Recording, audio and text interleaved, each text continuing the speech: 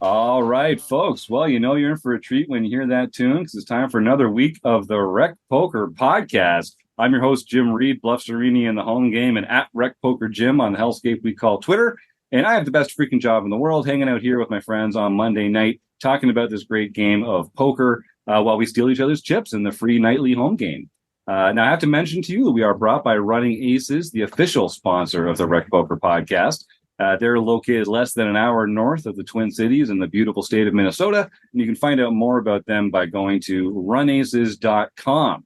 Now, here at RecPoker, we're a largely volunteer-based organization. Most of what we do is free. So we depend on the support of our sponsors and our premium members who chip in their $15 a month to help make all the magic happen here at RecPoker. And we're very grateful to them for that support. So they let me host the show on Mondays, so you get used to hearing my voice, but I'm just one man. It takes a group, a gang, a crew to make the magic here at RecPoker happen. And if you want to find out more about me or the rest of the RecCing Crew, which is what we call that leadership panel here, you can go to rec.poker/crew, or you can just listen up. You're going to meet a few of them right here on the air tonight in alphabetical order by first name. Take it away, Kim Kilroy. I'm Kim Kilroy. I'm PetVet33 on the social platforms.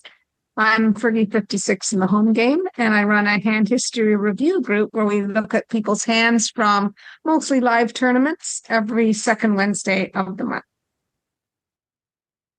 I'm Rob Washam. You can find me as Rabman50 just about everywhere. And you can join me and a bunch of our premium members as we discuss the latest books in our book studies, which happen every first and third Wednesday of the month. I'm Taylor Moss. You can find me on Twitter at Taylor_Moss or as Gopherboy TJM in the RecPoker home game, which I stream live on Twitch every Wednesday evening at 9 p.m. Eastern. Twitch.tv/RecPoker. So that's just a little smattering, a little sample of the smorgasbord of RecCing Crew members that we have here at RecPoker. I do encourage you to go to rec.poker/crew and see all the other amazing faces and smiles that we have working behind the scenes here. I mentioned some premium members. One of the perks of being a premium member is you get to come join the forums edition of the show. I'm pleased to see my buddy Joe Millay coming back in. Regular listeners will have heard from Joe a few weeks ago. Joe, why don't you introduce yourself to RecPoker Nation? Sure. My name is Joe Millay. I'm JMETAP on the home game, and premium members, you definitely want to join this because you're missing out if you don't. Thanks, Joe. It's great to see your face again. So here on the forums edition of the podcast, every week we take a hand or a post from our free forums at RecPoker. I think I mentioned at the top of the show, most of what we do here is free. Come sign up for a free RecPoker community account today. All it takes is an email address and a smile, but we do insist on both. And you can type in the forum, get responses from pros and serious recreational players, and take your game to the next level by sharing some of the spots that you're unsure about. So this forum post was posted by our very own Rob Washam about a spot that he was unsure about. Rob, this is a cash hand from ACR on the 6-max cash game. Why don't you tell us a little bit about the hand, the sort of reads you had on some opponents, and set up the spot for us to discuss here on the show.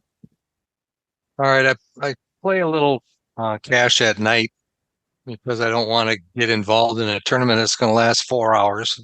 So I can tend to get in and out and just play a little round and get a little experience playing poker, right? So I'm sitting here. Everybody's got about 100 big blinds, typical cash setup. And I'm in the hijack with ace-5 of hearts, ace-5 suited. And I opened 2.5 big blinds, approximately. The villain right next to me in the cutoff, 3 bets to 6. Now, that's kind of a small 3-bet to start with, because typically I would typically go to 7.5 to 8 there minimum for a 3-bet. So he 3-bets a little bit smaller than usual.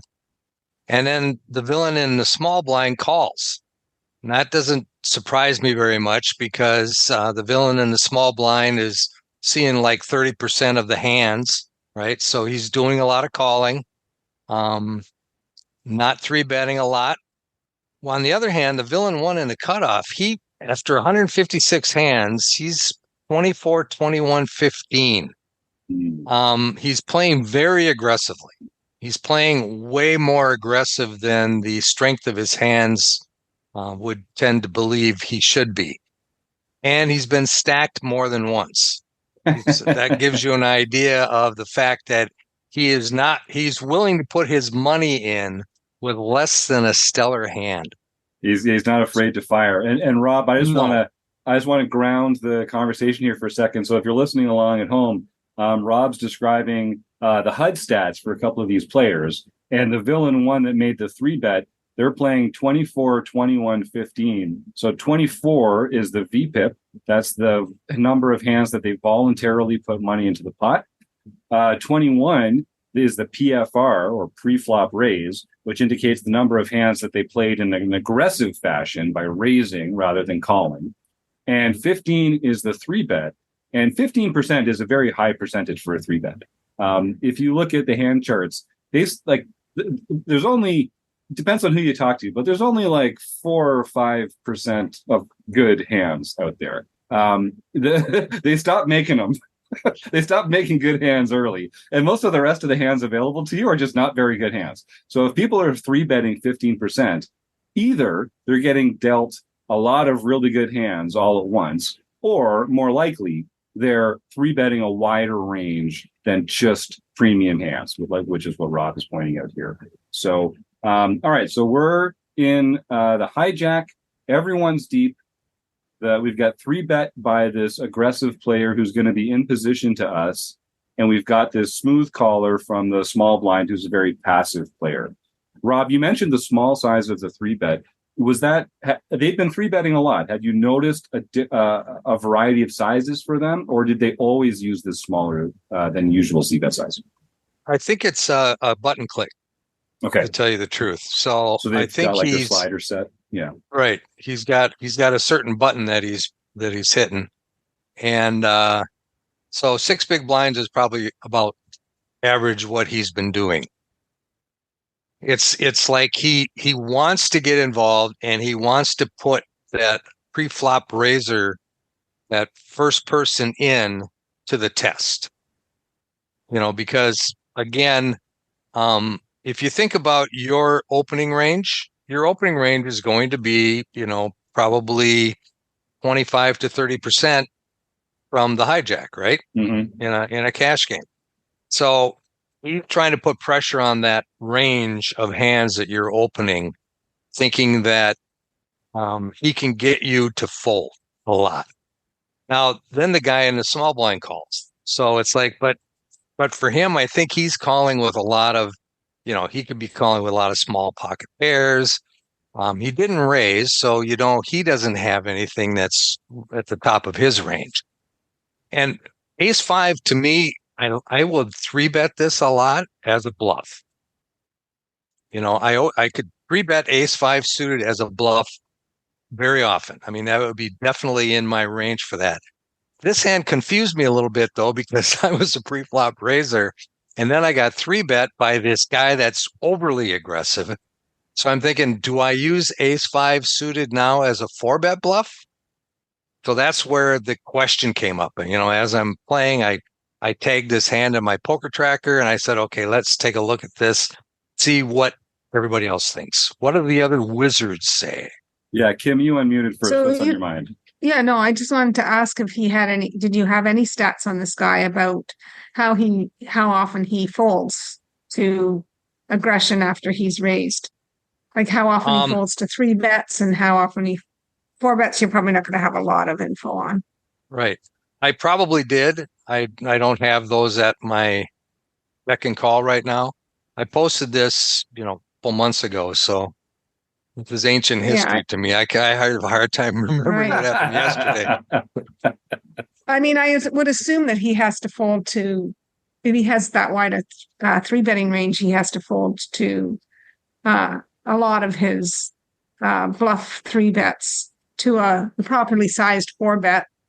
So I don't mind using this hand as a 4 bet bluff, but you probably have to put in a quarter of your stack. Right.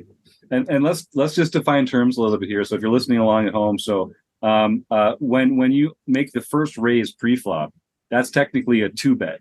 The big blind is the first bet pre-flop, and if you just call the big blind by limping, you're really just playing that first bet. If you open raise, that's the second aggressive action, so it's referred to as a 2-bet. A 3-bet is when someone re-raises on top of that open, and then a 4-bet is when someone re-raises on top of that 3-bet.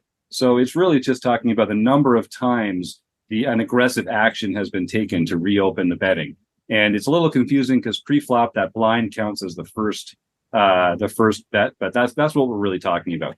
And Rob makes a really good point that just because a hand is a good candidate for a bluff 3-bet, that doesn't necessarily make it a good candidate for a bluff 4-bet, because when you're 3-betting, you're targeting a player's opening range, their 2-bet range, which is going to be, like Rob says, 25, 30%, something like that.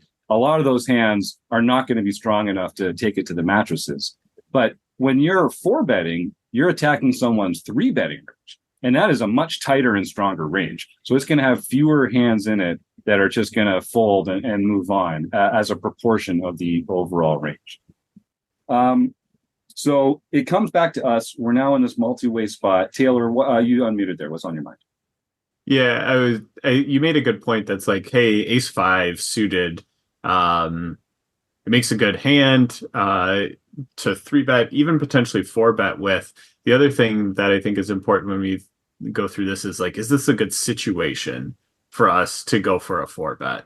A lot of the times, like, opponents go for 3-bets because it's good situations. Like, opponent's gonna, in this specific hand, opponent 3-bets us. It's a good situation for them because if they get called, they're gonna have position versus us, and position is great.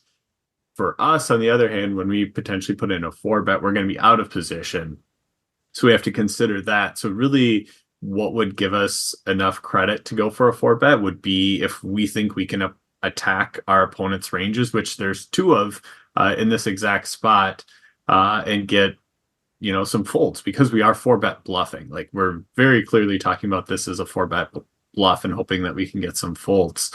I think the first villain with their wide 3-betting range, which they should be a little bit wider, playing 6 max. I'm assuming these stats come from a 6 max game, so you're going to get a little bit more 3-bets, but still 15% is relatively high. It's high enough for me to think that we can attack that range.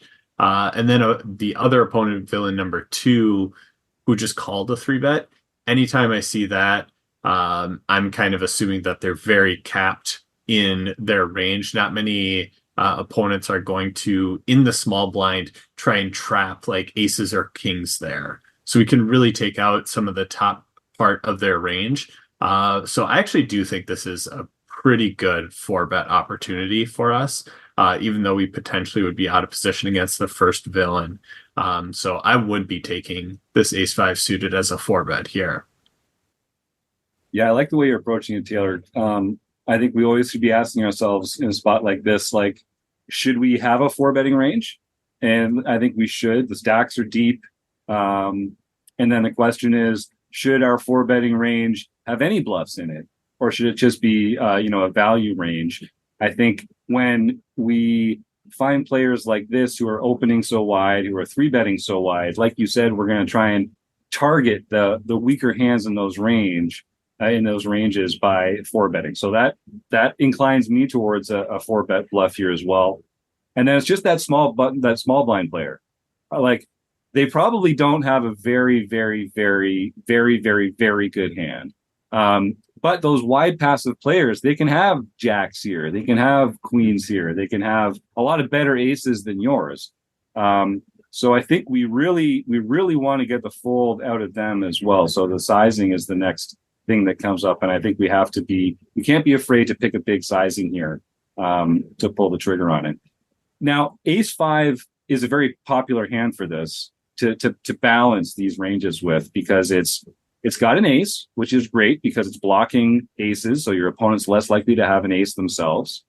It's got a flush possibility because it's suited, and when you've got the suited ace, you can make the nut flush. So in these pots that you're now bloating by raising preflop, you can win a bigger pot if you make that flush or play a flush draw aggressively.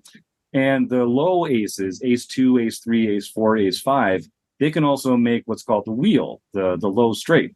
So ace 5 suited, it's got a lot going for it, which makes it a good call in some spots as well. But it also makes it a really good candidate for these bluff spots. Let's just ask the group here: do we need to have a lot of bluffs in a spot like this? Because I feel like we're probably only 4-betting for value with our very, very strong hands. How many kind of bluff hands do we need to have in order to be balanced? Or should we even worry about being balanced in a spot like this? And should we just sort of attack this player? Rob, you and Taylor are both unmuted, so jump on in, whoever wants to go first. Well, I think we should have a bluffing range, definitely, against this specific opponent. Just because of the way I've seen him play. Like I say, he's been stacked a couple times already. He loves mixing it up. He'll get all in with a less than stellar hand. So even if he calls my 4-bet, I'm probably still ahead. I could still definitely be ahead of his range, even with ace 5 suited. So in this particular case, I think definitely if I was 5-bet, if I 4-bet with the ace 5 and 5-bet, easy fold. It's definitely an easy fold. But I still think I can get some value even if he calls my 4-bet. So it's almost kind of like a merge bet, right? Because if he calls, it's okay. If he folds, it's okay. It's just kind of right there. So I guess the next question is, what size do we 4-bet? Yeah, Taylor, did you have something there? Yeah, because I mean, your question was around like, should we have any bluffs? And there's definitely times to just be like a strong and linear range. So like, there's definitely circumstances where we don't want to have any of our 4-betting being bluffs, and we would just kind of have it just be the top tier of our range. Here, I think we probably want to have a few bluffs in there for all the reasons that I talked about before, like thinking about the opponents in the hand, the fact that there's 2 of them, the exact hand that we have, I think works really well with all those things. So I think we do want to have some bluffs in there, but we don't want to go too overboard with this, because it's like, hey, ace 5 suited is the stereotypical, like, hey, here's the bluff hand to like add into your range to have some bluffs. But it's like, what's the difference between ace 5 suited and ace 4 suited? Really nothing. Well, what's the difference between ace 4 suited and ace 3 suited and ace deuce suited? And you can go a bit crazy if you include too many of those in there, because you do want to have some sort of balance when you're thinking about what are all the hands that I would do this with, and not get too heavily weighted towards the bluffs. Yeah, and that's something people should be paying attention to, because if you're in a spot where you're value betting a lot, like a really wide range, tons of combos of value, then you can also bluff a lot of combos. But in a 4-bet spot, you're really not 4-betting a lot of combos, because you're calling with a lot of your medium strength hands, you're folding a lot of your own weaker hands, and you're only continuing with some of the very, very best. So you don't need that many combos of kind of bluffs to balance it out. And it's true that like ace 5 and ace 4 and ace 3 and ace 2 all kind of have a lot in common. But if you're 4-betting all of them, that's probably too many, and you should stick to either just ace 5 or just ace 5 and ace 4, or maybe all, ace 5, ace 4, ace 3, ace 2, but only when they're red cards or only when they're black cards, or another way to kind of cut down the number of combos so that you're not over bluffing. But yeah, the last reason why I think we pick ace 5 as a bluff is because it can get better hands to fold. Hands like ace 6, ace 7, ace 8, ace 9, ace 10, ace jack, those hands are probably going to fold to your 4-bet here, which is a great way to capture some extra equity from the table that you wouldn't be getting otherwise. So sizing. So we're effectively 100 big blinds. The open was pretty standard. The 3-bet was pretty small. What is there like a typical? Is there like a formula that you guys like to use to decide what size to make your 4-bet? Taylor, you unmuted. What's your take on that? It's I mean, how often do we 4-bet? Yeah, very when rarely. we're playing. Yeah. It's very, very uncommon. I think you can use some of the same principles that you would think about in like a 3-bet pot in terms of like scale of sizing. Like 3-bet, you typically go, 3x, maybe a little bit more. Are you going to be in position or out of position? If you're going to be in position, you don't have to go as big. If you're going to go be out of position, maybe a little bit bigger. And then I think just for the fact of like you're going for 4-bets, you can tone those down a bit more because there's already a lot of chips in the pot, and the stack to pot ratio after the fact is going to be lower. So when I read through this, the first time I read through it, I totally missed that there was a second villain in the hand.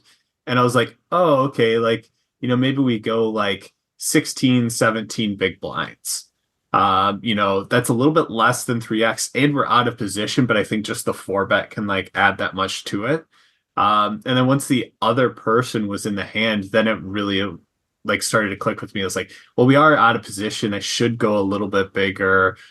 There's another person in the hand. So I think Kim was also kind of alluding to this, but it's probably where my answer is going to be, is about a quarter of the stack. The effective stack sizes are 100 big blinds, somewhere around 25, maybe, 23, 24 is probably where I'm leaning towards with a 4-bet sizing here. But I'm thinking about all those like considerations before I go through this.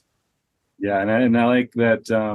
Taylor's thinking about, if I'm out of position, I want my size to be bigger so that I'm giving my opponent a tougher decision. We don't want to give our opponents a good price to play a big pot in position. We're not going to be able to prevent them from playing a big pot where we're out of position to them, but we can charge them a lot to do it. And that also helps us range them, because the more hands that they have to fold, the tighter the range that they continue with, the fewer combos they are, the easier it is to kind of break their hand down in real time at the table. So I like all those factors.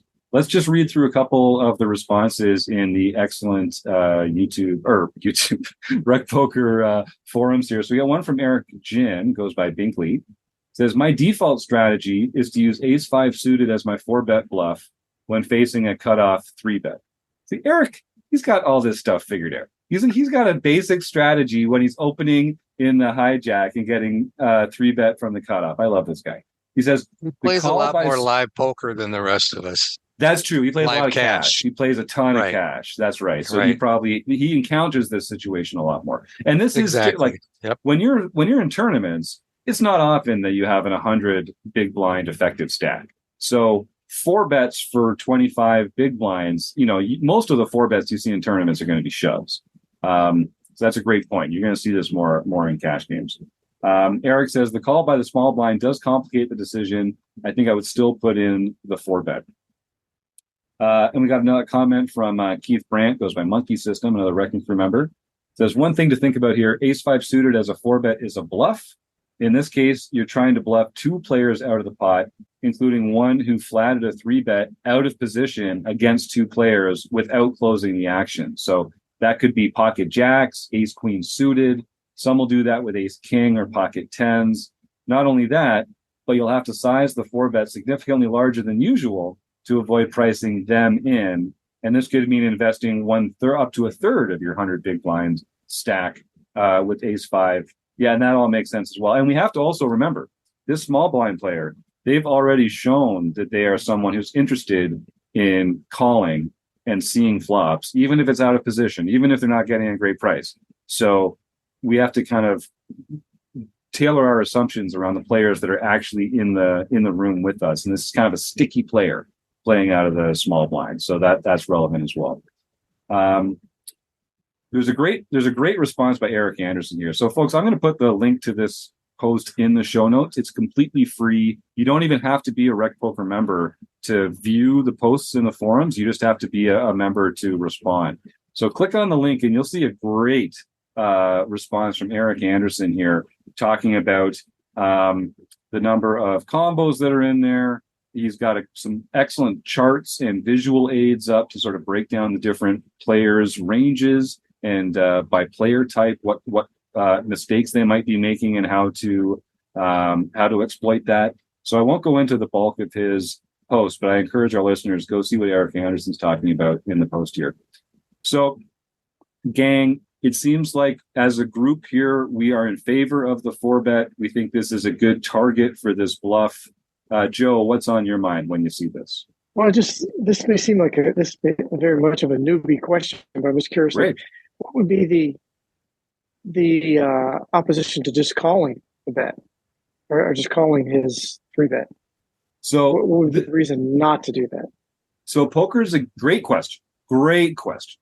And, ace 5 suited has a lot of good characteristics for calling as well. Like just we said, it plays well multi-way. You can make the nut flush. It's blocking aces just means that your opponent's ranges have fewer aces in them, whether you 4-bet or not. So you're playing against weaker ranges, you could argue. In poker, we have to, and I'll let the rest of the group weigh in, but in my mind, we have to compare the options according to which one's most profitable.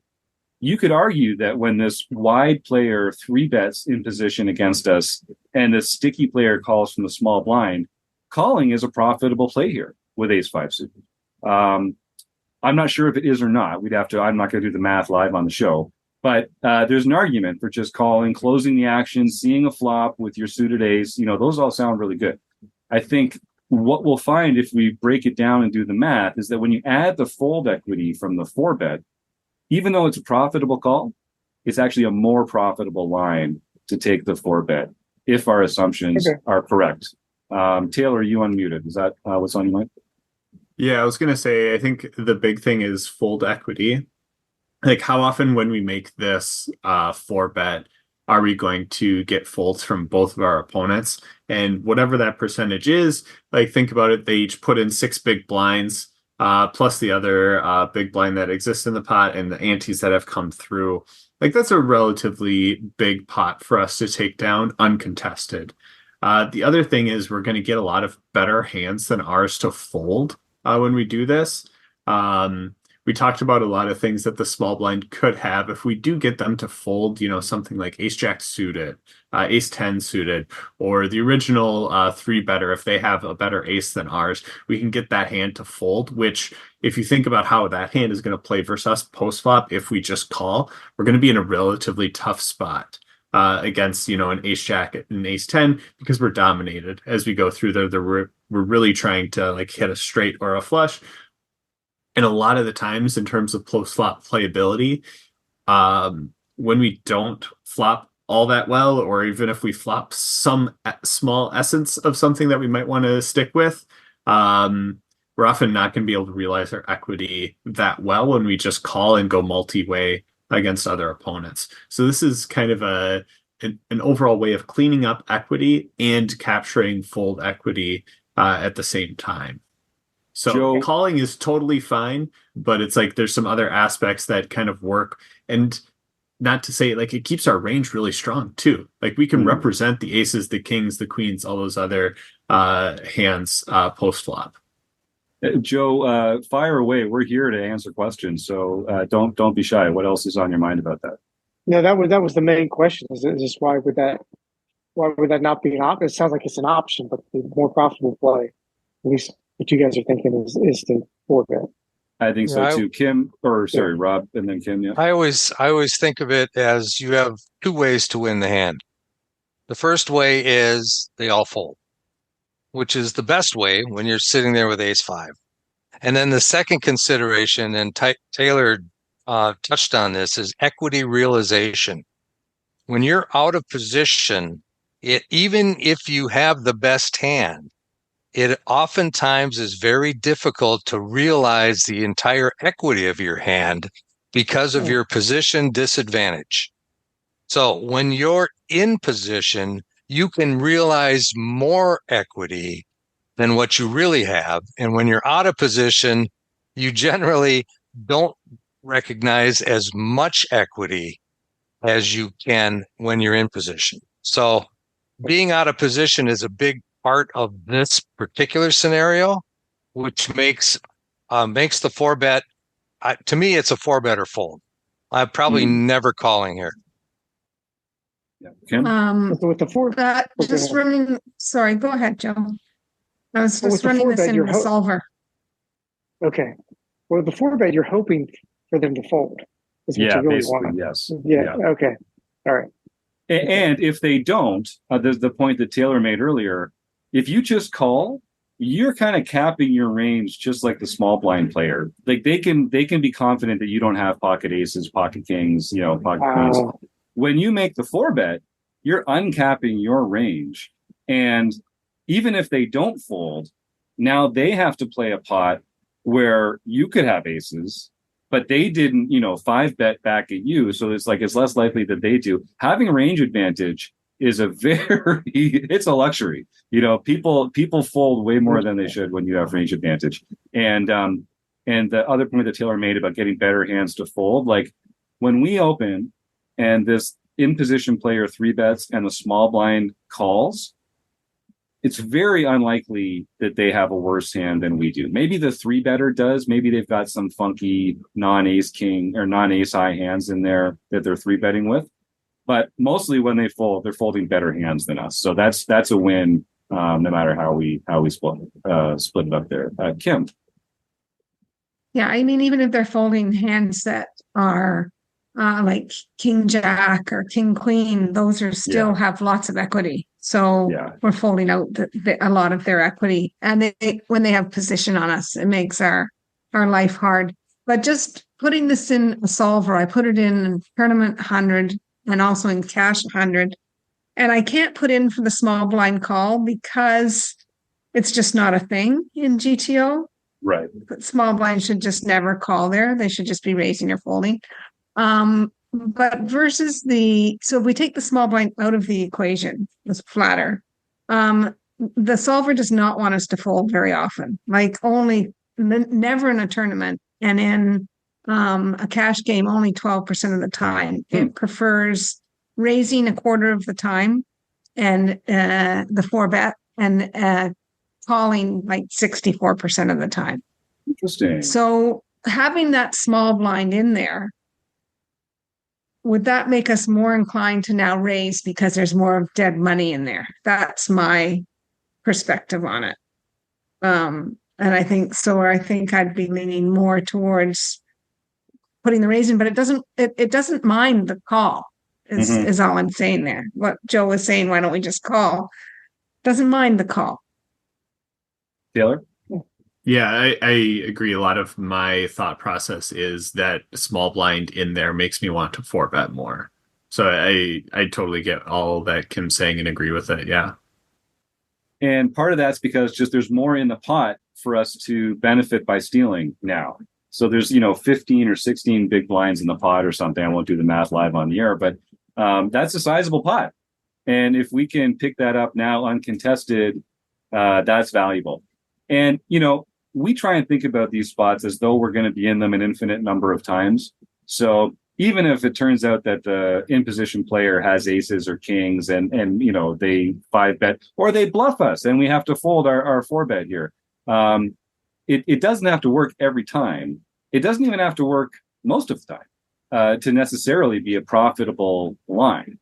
So I want people to sort of bear that in mind as well. It doesn't have to work every time to be the right play. This is a game of probabilities, and sometimes they are just going to have a better hand. So we're really just looking at what's the best way to play it, assuming if we can make these assumptions about the circumstances there.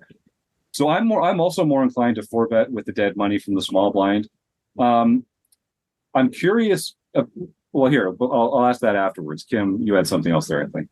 Yeah. Sometimes in these games, they're just going to flat our four bet as well. They're just going to call. Right. Because they're not supposed to, but they're going to just call. Right.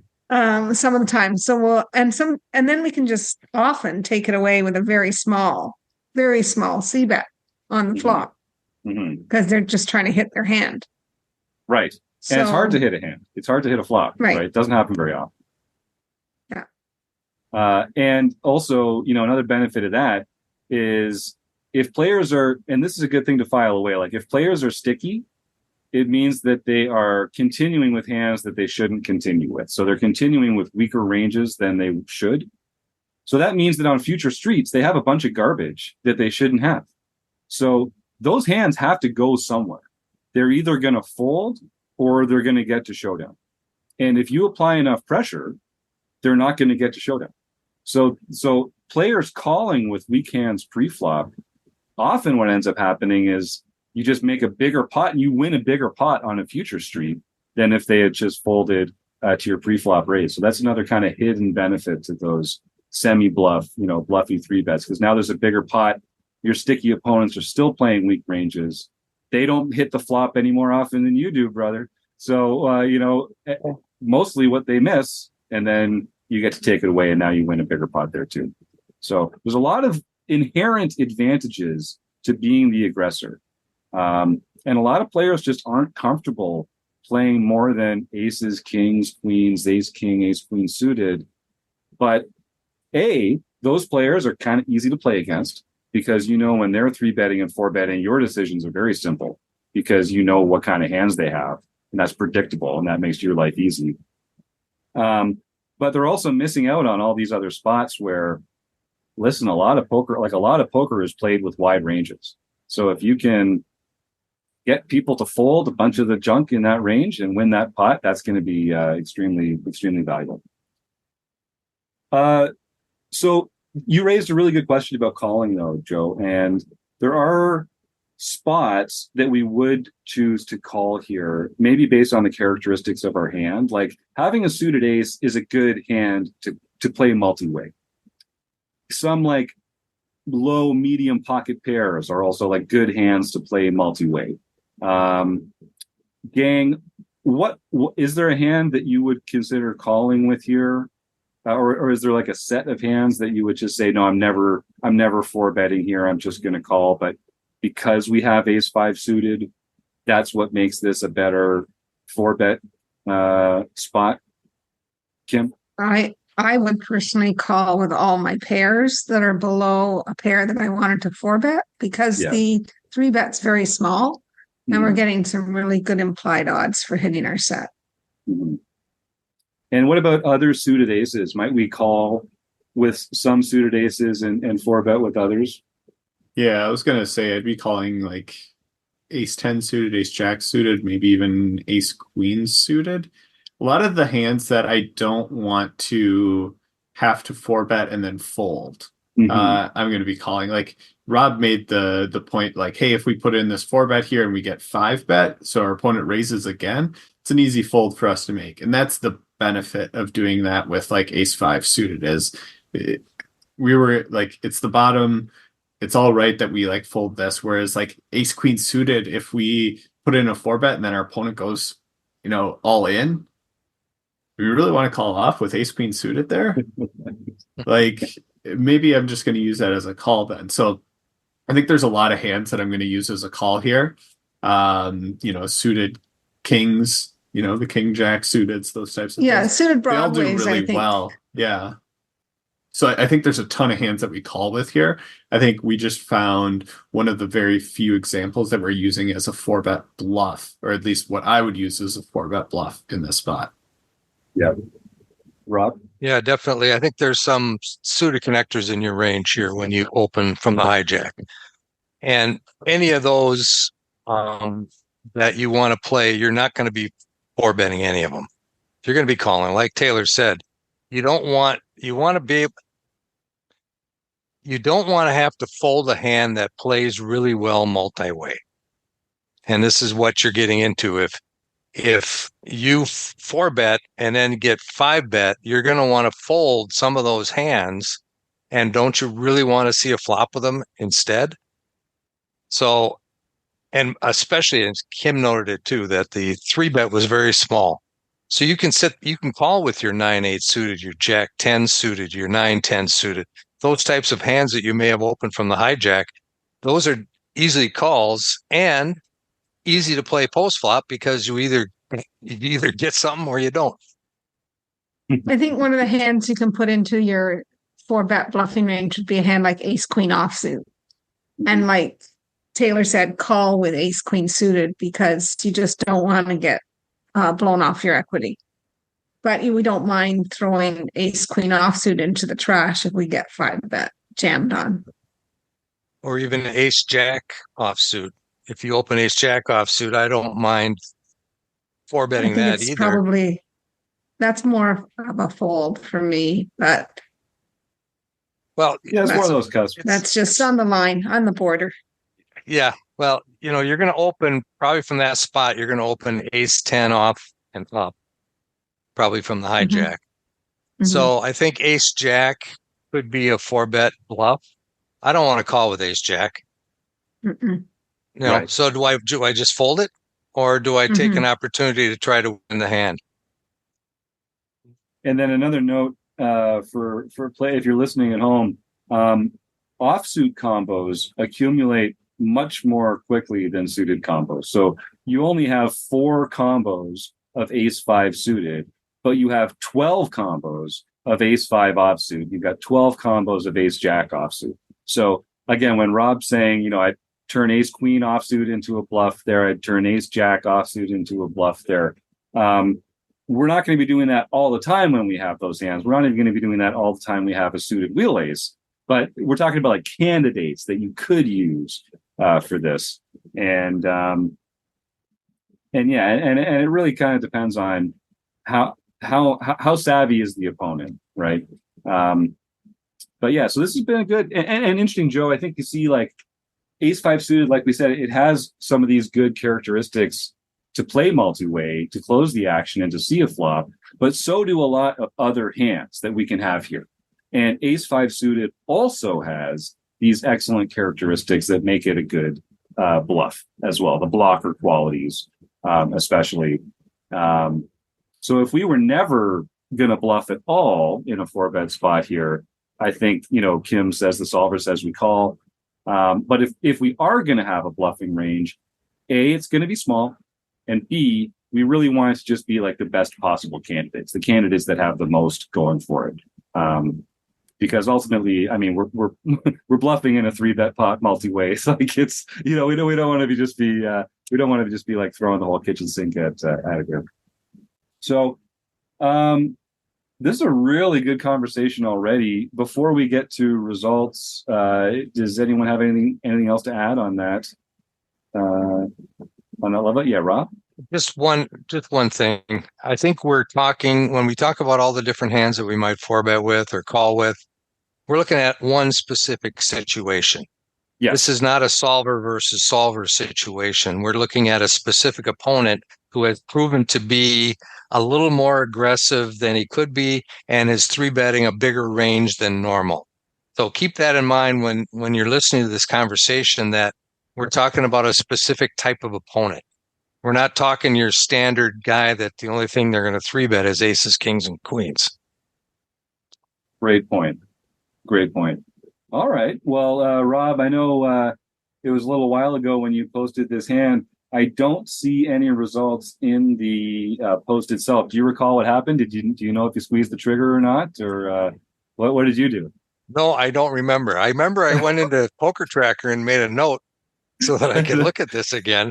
But it's like I say, it's been 2 or 3 months now, and I really don't remember how it played out. I don't even know if I 4-bet or not. Yeah, I think it was just, what I do when I'm playing, when I come up to a spot and I'm not sure what to do, I put a note out. Awesome. And then I'll start looking at it and try to come up with what would I do the next time I get into the spot. So that's what this is. That's a great routine. And folks, I say it all the time. I think Poker Tracker is the best investment you can make in your game. It's $100 or a little over $100, I think. Oh, probably less than that US, you Yankees. Probably getting in there for like $70 or something crazy like that. What a bargain. If you go to rec.poker/resources, you can find a link to Poker Tracker 4. And if you use that link to get their 7-day free trial, just let us know. We'll also send you a pre-made custom-built HUD, the RecPoker heads-up display that you can use while you're playing to really capture some great information about your opponents. But honestly, the best thing about Poker Tracker is just that it compiles all your hands. It's an objective third party eye on your game. And we are all terrible narrators as poker players, as humans. We remember things poorly. We put the rose tinted glasses on. We like recount slightly idealized versions of hands to our friends so we don't feel stupid about our punts. But Poker Tracker takes all that away. It just shines God's flashlight being shined on your poker game and illuminating all the little nooks and crannies of mistakes that you've made. And it's the best study tool out there. And just being able to go and look at these hands in reality and say, this is actually what happened. And it's the best. So, and I love the way that Rob's using this. As he's playing in real time, he gets to a spot he's unsure how to play, and he just puts a little tag on that hand. He doesn't have to even think about it again while he's playing, and he knows after he's playing in his review session, he can just go and look at all the tagged hands, make some notes, and get better as a player. So I really do encourage folks, if you're playing online, you got to get Poker Tracker 4. And it's kind of my specialty from a coaching point of view. So if anyone has any questions about Poker Tracker 4 or getting started or getting set up or getting the most out of the filters or reports or anything like that, just send me an email, jim@rec.poker. I'm happy to help with that kind of stuff. That'd be a lot of fun. Joe, you're unmuted. What's on your mind, before we wrap this baby up? What I was going to ask, Rob, where did you play this hand? Do you remember? What was it? What site was it on? ACR. That's ACR. ACR? Yeah. Yeah, ACR. I play. Okay. That's the only place. Oh, Well, sorry. I play a little Ignition. I play a little Bet Online, but for the most part, I play most of my playing is on ACR. All right. Well, really good conversation. Thanks, Joe, for joining us. I love it when we get some premium members in the Zoom room here for the forums edition of the chat. Any other parting thoughts before we wrap this baby up? All right. Well, then I want to thank the Running Aces Hotel, Racetrack, and Casino for all their support over the years. Rob Washam, excellent postman, man. I love learning about poker with you. You're the best. Taylor Moss, Kim Kilroy, Joe Millay, and all you at home, and everyone posting in the forums. Thanks for being a RecPoker member. Thanks for being an audience member. And we'll see you next week on the RecPoker podcast. Good night, everybody.